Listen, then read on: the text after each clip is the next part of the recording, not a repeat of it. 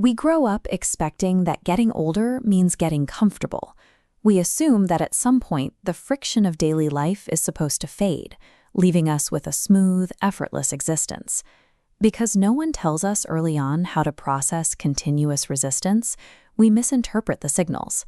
When life remains difficult into our 30s and 40s, we assume we must be doing something wrong. This brings us to what we can call the default path.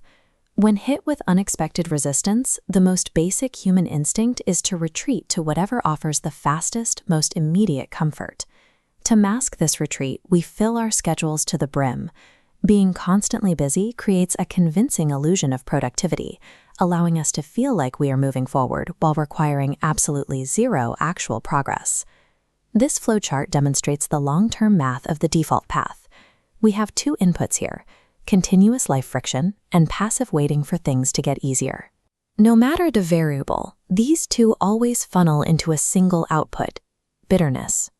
Breaking out of that equation requires accepting a stark reality. Life does not get easier. Understanding that forces a total recalculation of how we handle daily resistance. A bitter adult isn't a victim of bad luck or a flawed personality. They are simply experiencing the guaranteed mathematical result of choosing comfort over necessary friction. Avoiding that outcome requires shifting into an architect mindset. You have to actively redesign your entire relationship with friction, treating it as a resource rather than a roadblock.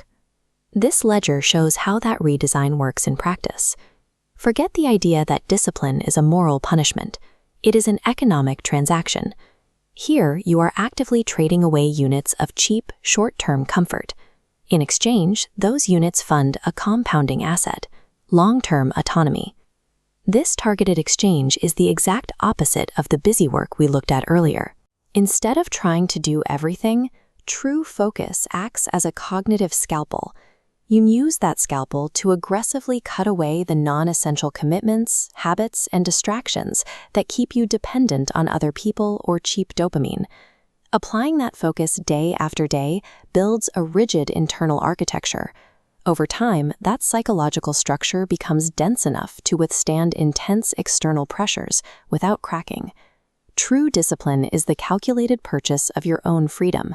You are simply using temporary discomfort as the required currency. There is an immediate paradox when you start applying this discipline.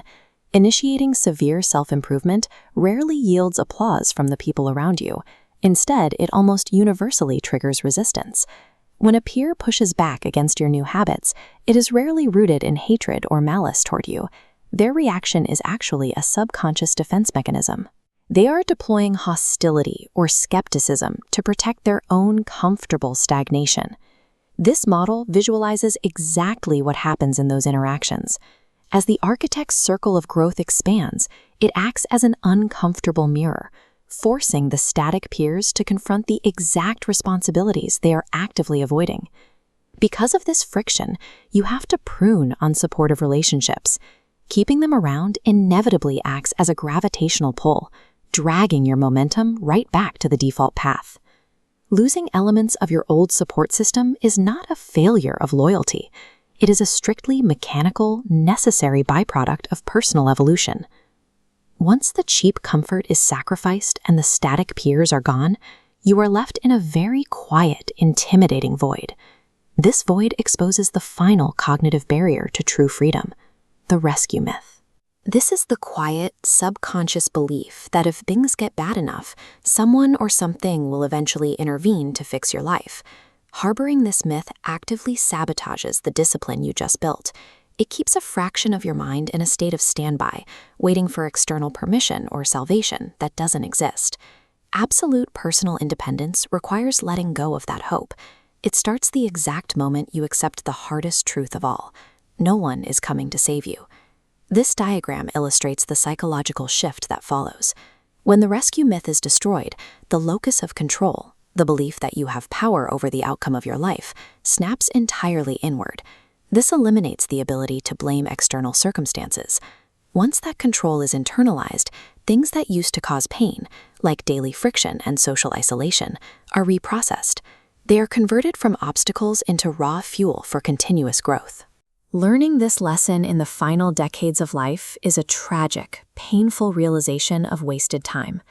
But weaponizing these facts early gives you an incredible compounding advantage. The hardest truths of reality are not designed to break you down. They are the exact architectural blueprints required to build a free life.